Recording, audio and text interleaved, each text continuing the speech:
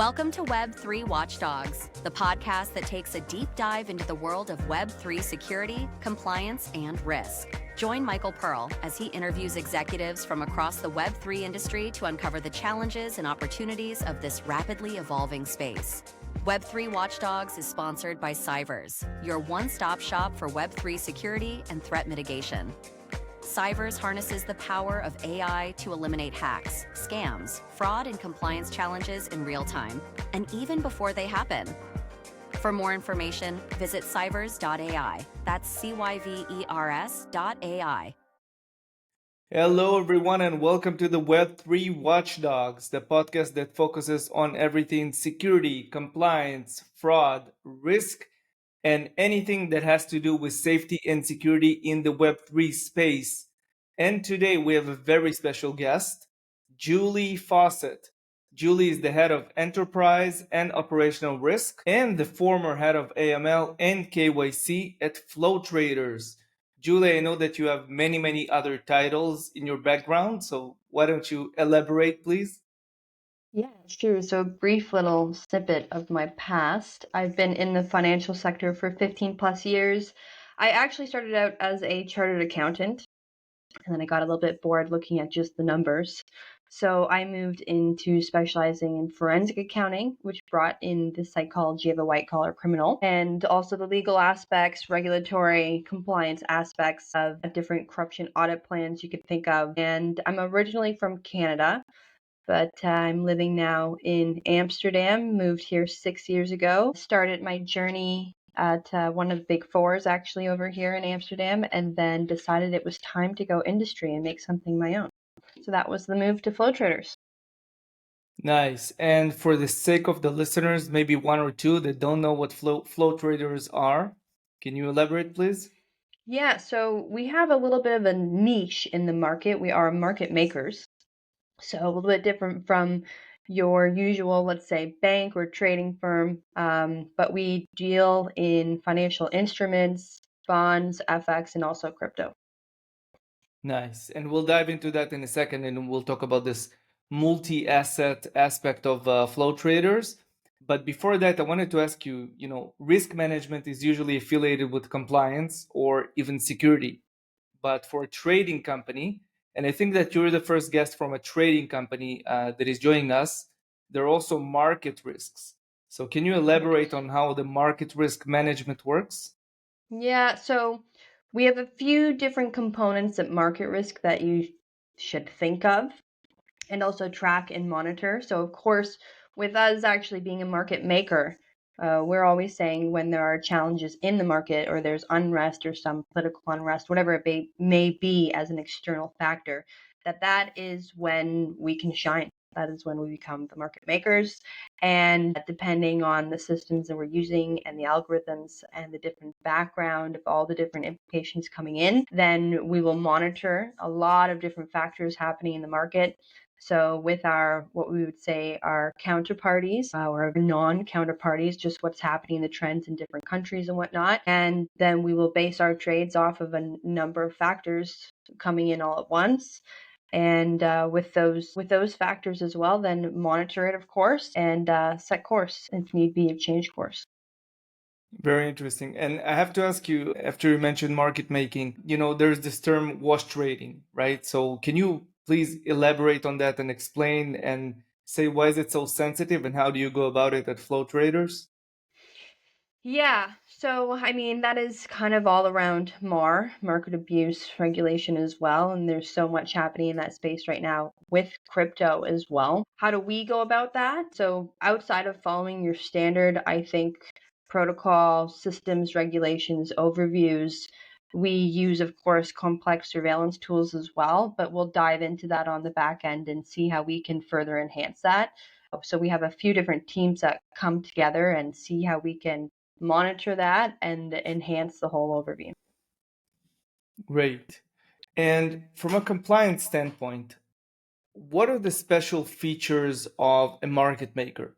What do you have to adhere to? What type of, let's say, transaction monitoring you have to do? What type of reporting do you have to do for the regulator and so on? Yeah, so that's a good question because this is, again, the nuance of the space in itself.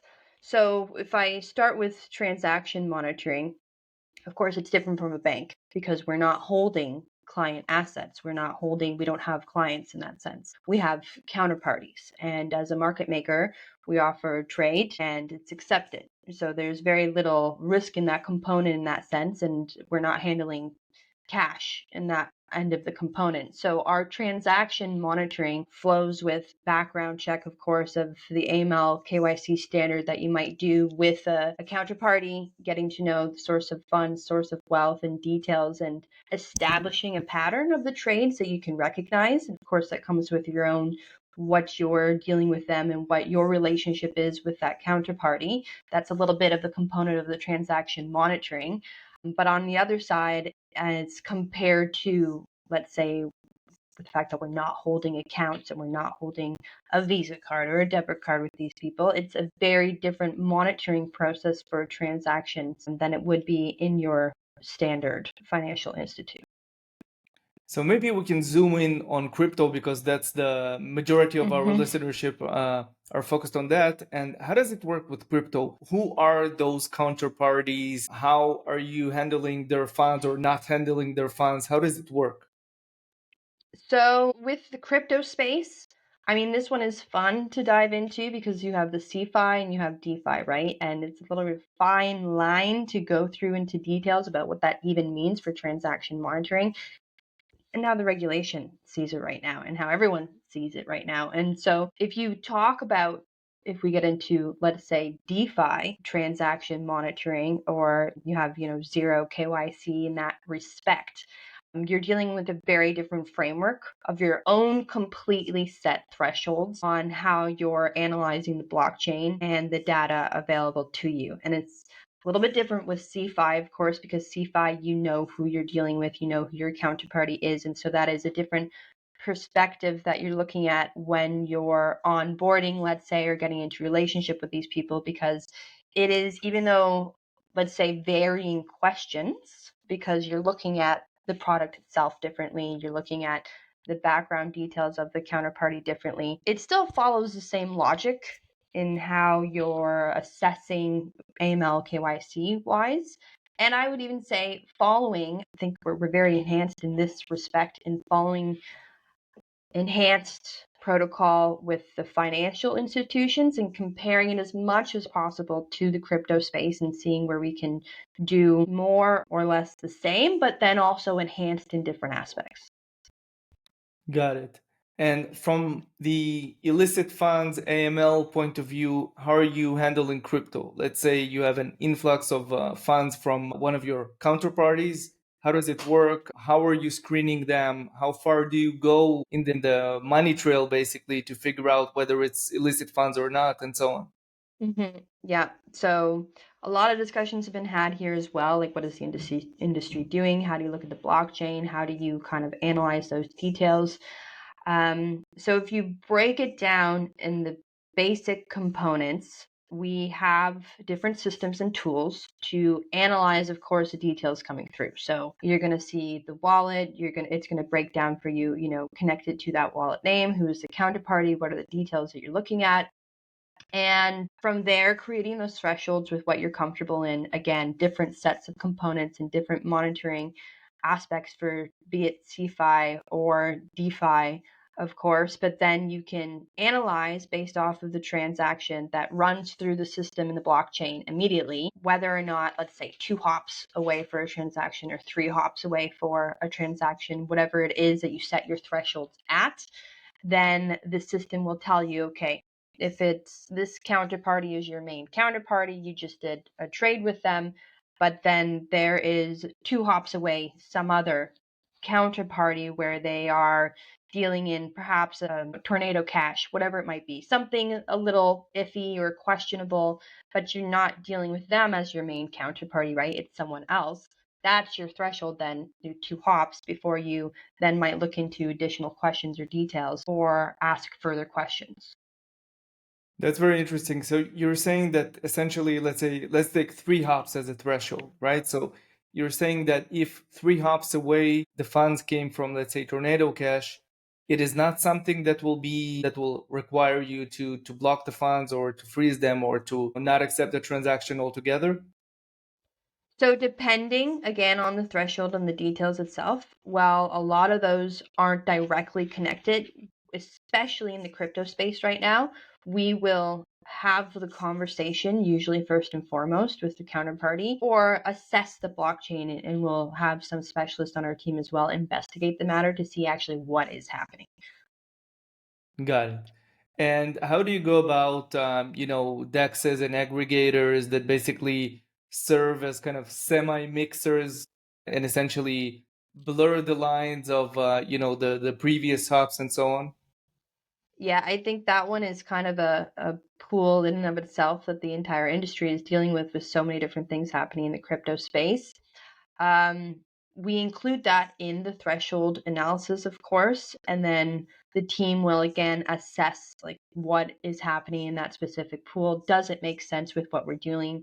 How we're dealing with the trade itself, with the counterparty? What are they in? What are they doing? It's a full transactional process overview from, let's say, A to Z from the start and finish up the transaction and monitoring to really hone in on exactly what is happening. And I would think that this is the nice part about the crypto space, that even though we're trying to enhance so many things that we can in comparison to a financial institute, the crypto space has opened up an entirely new market, right? Of complete, in one way, transparent transactions, but then in a different way, different challenges that teams are coming together to figure out how they can, let's say, manage risks in that sense.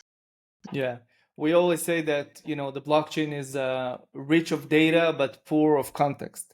So Yes, that's the biggest exactly. challenge, to contextualize, what is this transaction all about? What is this wallet is all about? What's Exactly. the origin of the funds? So I totally understand. So let's talk about the multi-asset aspect of flow traders that you've mentioned earlier. So you guys are offering FX and commodities and crypto and other types of assets.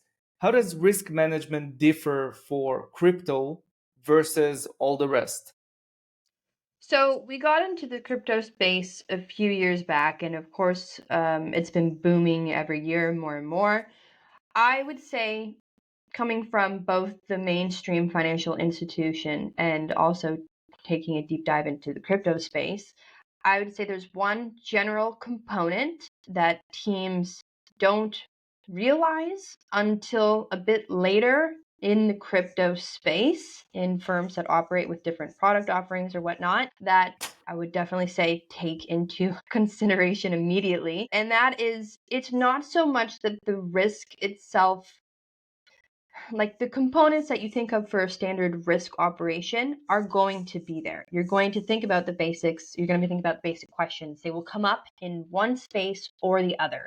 But the key fundamental difference I have found with working with crypto versus financial institutions is that there's different lingo, right? So you're starting at a base point within a completely different space that the team in and of itself, whether it be the legal team adding details or risk considerations, or compliance teams adding considerations for crypto, market risk team, whatever it may be, that you have specialists that understand crypto terminology, that understand what they're looking at with the blockchain, understand these components before diving into a matter. So I wouldn't necessarily say it's so different from what you do on a day-to-day. It is, however, different in the sense that most people overlook the specialization needed, and that so many people are still coming on board to even learn from the start because it's still so new for so many people. Yeah, that's I totally agree with that, and I wish that the regulators would understand that as well, because many regulators don't understand that you No, need to have subject matter experts in exactly. crypto. At the end of the day, you cannot regulate and you cannot, enforce anything on an industry that you don't understand. I Exactly. mean, Yep. you can set up rules, you can enforce them, but you need to understand what are you doing and how it affects the industry and the companies. Yeah, exactly. Great. So switching gears, you probably heard about the mega hack at Bybit, right? Mm-hmm. 1.5 billion stolen. We're still under the shadows of this incident and the aftermath of the incident. How does Flow Traders keep its assets safe? So in our monitoring tools, an event like this, when it happens, we're immediately notified. Of course, for being that space, we see those details with our media team that's continually monitoring, tracking any kind of news in the crypto space, but also outside that with our monitoring tools and systems that we have. So in those situations, when that occurs, we will assess the need immediately to see whether or not a movement is required in that space, and then either see if we need to pull out different assets or again make a change on the back end. And I would say usually our team is very good actually at handling those situations as soon as they arise. So in that sense, we've never had a material impact that we haven't been able to see, analyze, and handle right away. Yeah. I'm not going to ask you about your security infrastructure and architecture and so on, because I realize the sensitivity here. But I'm just curious, do you have any preventative measures that can preemptively prevent the hack before it happens, or is it more based on responding to basically to incidents? That's a game right now that's mostly just a response to incidences. We're not in the space, especially where we sit anyways as market makers with these counterparties, to be able to handle a pre-response or setup. So with where we sit, especially in the market, yeah, it's usually a response to. And I mean, even for companies that do this as their business, I would imagine it's very difficult. You set up one security measure and then, hackers are good at their jobs. So they're finding a different way in the very next day. So you're continually kind of catching up, so to speak, with what's happening in the market in terms of scammers, hackers, or cybersecurity issues. Yeah, I totally agree with that. I mean, we've seen now the hackers that basically the perpetrators behind Bybit, right? They did something very, very similar to what happened with WazirX, I think like 6 months ago, and Radiant Capital and so on. And then obviously we got the confirmation from the FBI that this was the Lazarus group behind it. So we definitely see, a lot of creativity coming from that way. Also, huge funds that are being invested in it. So it's very hard to stay ahead of the curve. But then again, there are measures that you can employ. But switching gears to regulation, where do flow traders have licenses? Which jurisdictions do you work in? And what type of differences do you see between the different jurisdictions? We're operating in a few different regions. Our main, let's say right now, are APAC, US, and EMEA. And across those regions, of course, and I mean, I say US, and you can just know right away whatever is happening in Yeah. the US space. And with crypto, with Trump's announcement in the office, that just whatever is happening, it has an immediate effect on the different countries and how we're operating or how we take those risks into consideration. So with Trump coming into the office, one of the latest for crypto initiatives, actually for where we're sitting, it was good because he's very open to crypto, right, in the whole market space and seeing how they can also operate in that. And so with that, we kind of try and stay again ahead of the game and seeing where opportunities may lie or where risks are imposed and try to make our strategic plans that way. So for instance, before Trump came into the office and you had Biden there, and there was a few different regulations being pulled around of, what was going to happen with being seen as securities or not, right, with crypto.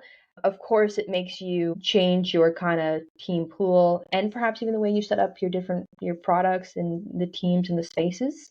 And so that was, of course, we try to set up things so that no matter how the lay of the land is, license speaking or regionally Mm-hmm. speaking, that we'll have the most flexibility in case there is a swap from left to right. Got it. Got it. So one more issue that you mentioned earlier are scams, fraud, and so on. So just to give you some numbers, according to our data, we found that in 2024, about $5.5 billion were stolen in pig butchering scams.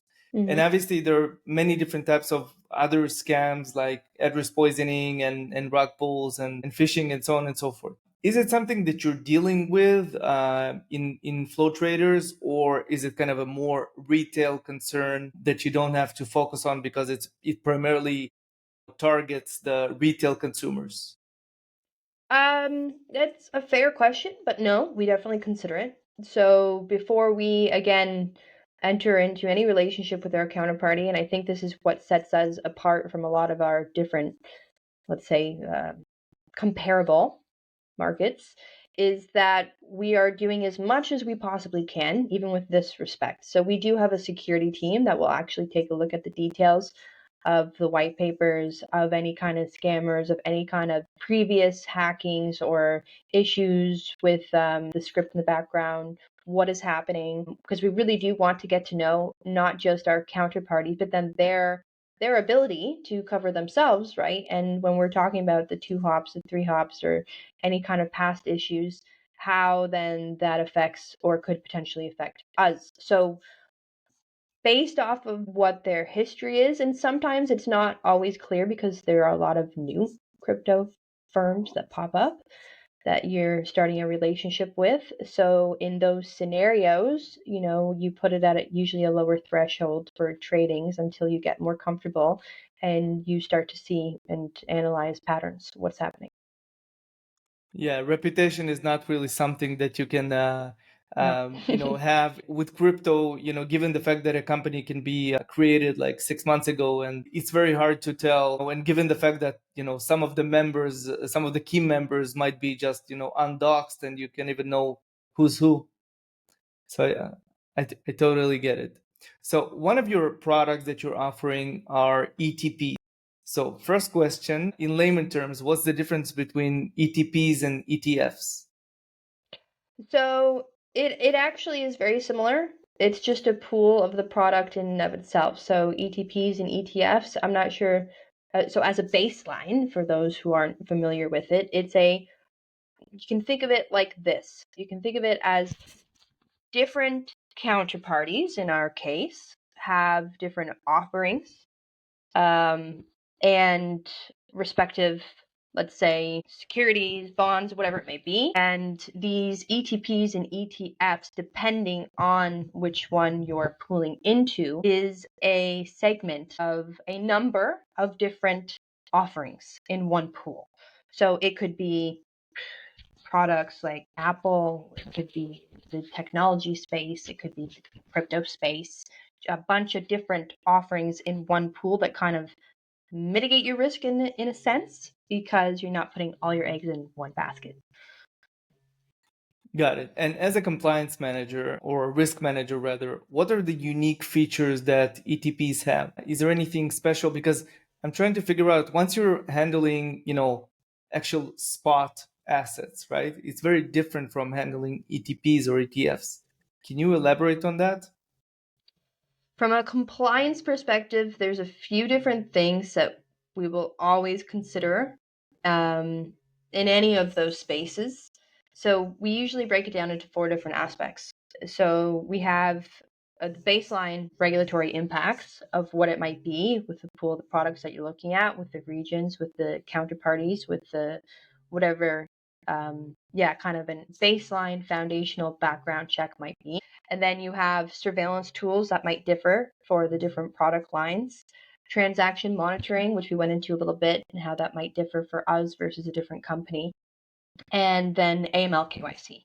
So all of those aspects combined from a compliance point of view kind of gives you a different view on ETPs. Got it. That's very interesting. So going back to transaction monitoring that you mentioned just now, nowadays there are quite a few tools that are using AI for transaction monitoring and obviously contextualization that we talked about earlier. What's your take on it in terms of AI powered tools for transaction monitoring, for attributions, for flagging, and so on? So I actually just did a session as well, panel discussion on AI tools, and it's a very interesting topic. So as we get more into this, I love the space. I love using AI tools. I think if you can, work smarter, not harder, then, great. The only thing I would say to listeners, if we're talking about AI, and it's the same with anybody in any company using AI tools right now, it's can be a completely different risk space to be in, because depending on what tool you're using can be biased information. So understanding actually what data is being pooled and how that's being pooled and how teams are using it, being transparent with that respect, or the governance overview, is extremely important. Like beyond all of those things and those requirements before you start using the AI tools, even when you're using the AI tools, it will never get rid of, it should never get rid of the fact that you should critically think. Because so many times you get an AI now conclusion or a data set, and if you are not an expert in your field, actually you don't know that sometimes the answers being given to you are incorrect, or it's missing data, or there are gaps, right? And so I think that is going to be one of the biggest challenges with using AI tools, is people taking it as law. And I think that space, if we're talking about AML and KYC as well, or transaction monitoring and using AI tools, great, I get it. Take away a portion of the manual work that your employees are doing, but at the same time, it shouldn't become a robot answer response. And I think that is going to be the most important aspect, is getting people on the team that are not just seeing the data, accepting the data, then no more questions are asked, file is locked, it's gone, key and lock. It should be, you should really be thinking about what you're looking at. Yeah, like President Reagan said, trust but verify, right? So you always need to make sure that the data is correct. Having said that, I have to say, from my experience, at the end of the day, especially in high frequency trading, the amount of data that you need to process, you cannot really do it without automation. So the machine is doing it anyways. Yep. And then you need the contextualization. And I think that AI and, there are some very good tools that are already mature enough to give you very, very low false positive and very high accuracy. So with that respect, I think that, yeah, I totally agree that you need to verify, and for every once in a while you need to check it manually perhaps. But then again, AI tools give you, better scale, better precision, and so on. Yeah, and it depends on the teams using it, because there are different teams and systems that we, of course, have been using that analyze the data, give you a lot less false positives, yes. But then setting up an entirely new space where a bunch of different teams now, I think, are expanding the use of AI, right? That's where you really get into kind of those base considerations again, understanding the data, understanding how you're setting those thresholds, what you're comfortable with, what you're really looking at, critically thinking about it before you're just accepting the answers. Got it.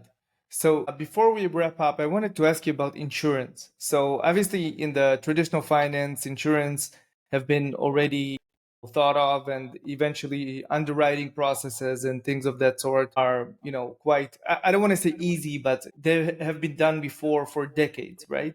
But in the crypto space, how do you actually insure assets? How you insure trades, market risks, things of that sort? Hmm. Do you have any idea on where the insurance industry at right now, and how do we bridge this gap between TradFi and web? Yeah, so that's a very, I think you could have a whole other hour conversation on that one topic.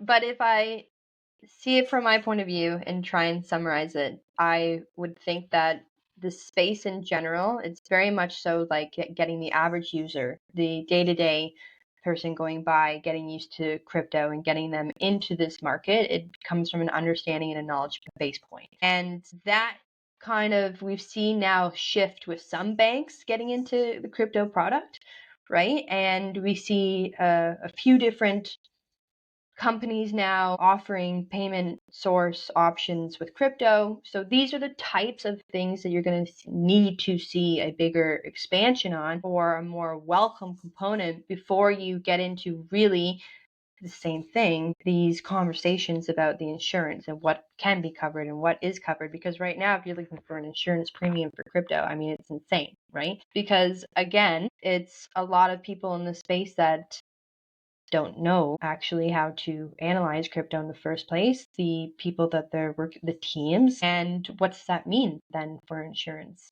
There are, of course, you can get insurance for it. I know that a lot of it, though, people would not be satisfied with because, well, it's your basic hacker scam, right? Like, what is it really covering?